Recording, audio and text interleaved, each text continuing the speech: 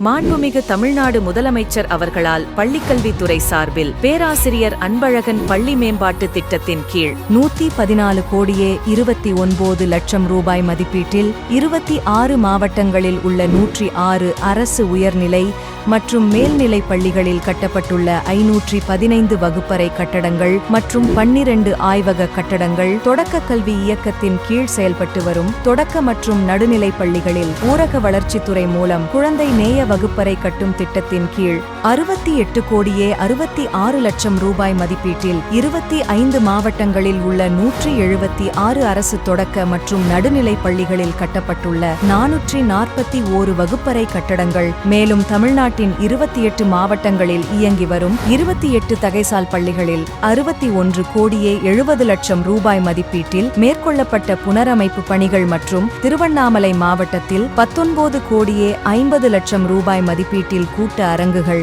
அலுவலக அறைகள் காணொலி கூட்டங்கள் ஆகியவற்றை உள்ளடக்கி 2 தளங்களுடன் கட்டப்பட்டுள்ள ஒருங்கிணைந்த கல்வி வளாகம் என மொத்தம் 264 கோடியே 15 லட்சம் ரூபாய் மதிப்பீட்டில் கட்டப்பட்டுள்ள பள்ளிக்கல்வித்துறை கட்டடங்கள் இன்று திறந்து வைக்கப்படுகிறது. மேற்கண்ட கட்டடங்களை திறந்து வைத்ததன் மூலம் மாணவர்களின் கற்றல் திறன் அதிகரிக்கும் மற்றும் தமிழ்நாட்டின் கல்வி தரத்தினை உயர்த்திடவும் வழிவகை செய்யப்படுகிறது. இப்பள்ளி கட்டடங்களை திறந்து வைத்த மாண்புமிகு தமிழ்நாடு முதலமைச்சர் அவர்களுக்கு நெஞ்சார்ந்த நன்றி.